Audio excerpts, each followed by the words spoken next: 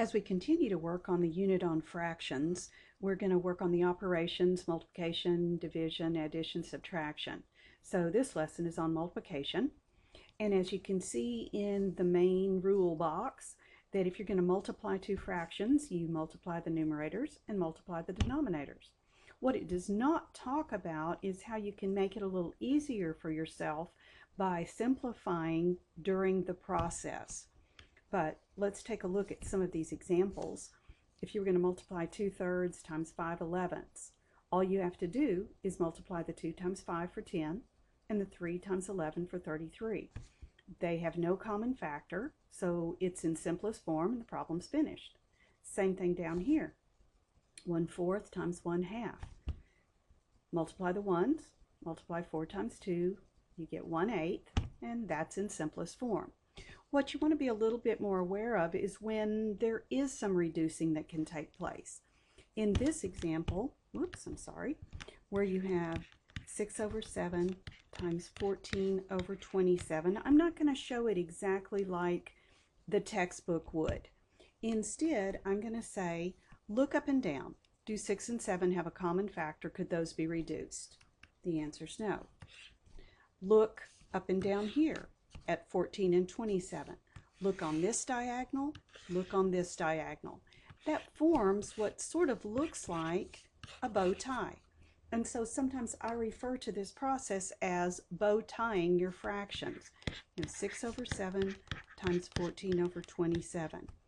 I don't see any common factor vertically. I don't see any common factor vertically over here. But on the diagonal 6 and 27, 3 is a common factor. 3 goes into 6 2 times, 3 goes into 27 9 times.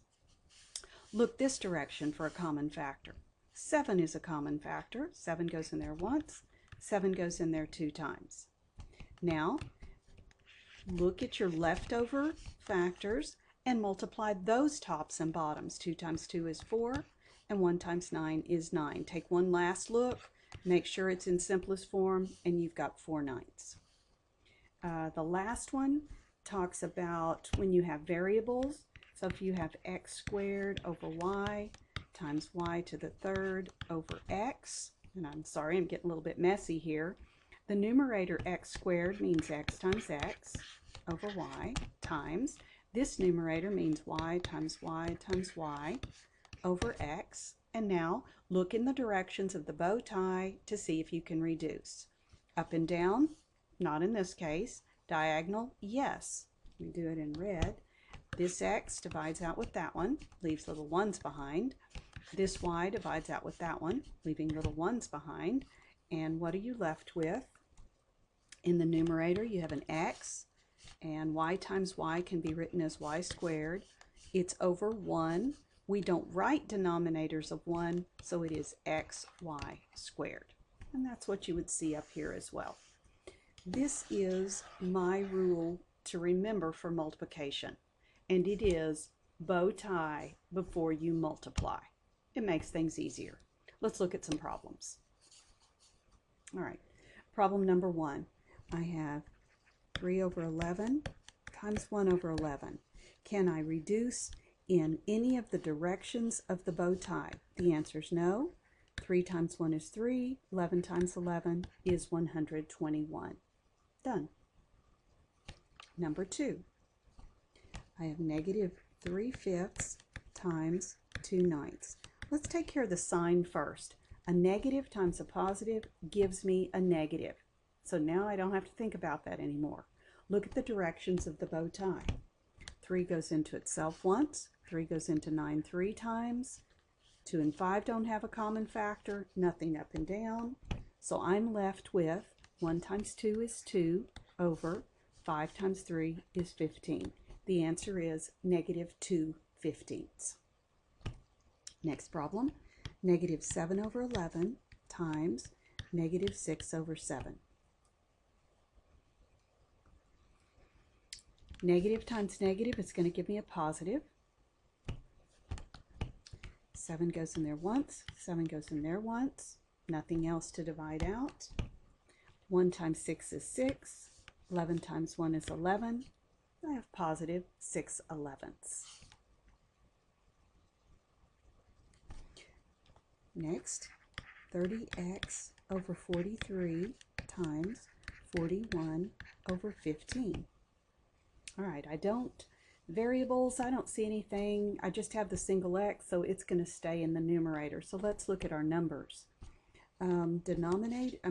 This diagonal, yes, 15 is a common factor. 15 goes in there once,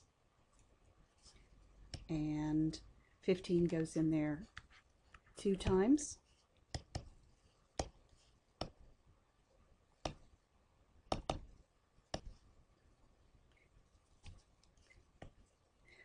Looking in the other directions, 43 and 41, I don't think they have any common factor. As a matter of fact, I think they're both prime numbers, so I'm ready to just multiply what I've got. 2 times 41 is 82, and 43 times 1 is 43. Now, for some of you, you might be thinking, well, that's an improper fraction. Oh, and by the way, that was a mistake. I dropped my x. That it looks improper because the top number is larger than the bottom, and that's true, but at this point in the course, we're not going to even worry about that, and we don't worry about it very much in algebra at all. So, improper is not an issue. 82 and 43 don't have a common factor, so I think I'm done. Number 5, I have 5a squared times 1/6. The reason this problem's in there is just to remind you that if you have what might look like a whole value, it needs a denominator, so give it a 1. And now look on the diagonals. Look up and down. I don't see anything. So you have 5a squared times 1 and 1 times 6, which is 6. All right, number 6, I have x to the 5th over y to the 4th times y to the 2nd over x to the 4th. Now you can expand this. It gets kind of large, but certainly can be expanded. You've got x, x, x, x, x. Those are product. Y, y, y, y times y, y over x, x, x, x. Okay, common factors. There are 4 x factors there and 4 there, leaving a 1 behind when you divide those out. There are 2 y's, leaving a 1. Knock out 2 of those. What do you have left? The numerator, all you have left is a 1. In the denominator, I believe we have y to the 2nd. Numerator of 1 is very important. It is only a denominator of 1 that is implied. Number 7, we can just look at that problem right here. It is 0 times 4/9. Well, 0 times anything is 0. Problem done. Number 8. I have 3 over 28 times 1/2 times 7 over 6. When we have multiple fractions, more than just 2, you're really looking for any numerator factor with any denominator factor. So when I see that 3 is a factor of 3, 3 goes in there once, 3 goes into 6 2 times, it doesn't matter that I jumped all the way across. It's a top and a bottom. Same thing with the 7.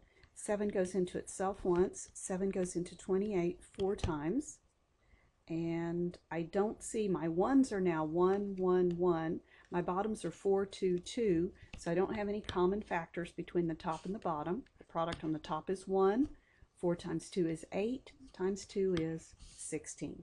I believe we have 1/16. Number 9, I have 2/5 times 7/12. Is there any common factor in the tops or bottoms? Yes. 2 goes in there once. 2 goes into 12 6 times. I don't see anything else. Looking up and down on the diagonals, that gives me 7 times 1 is 7. 5 times 6 is 30.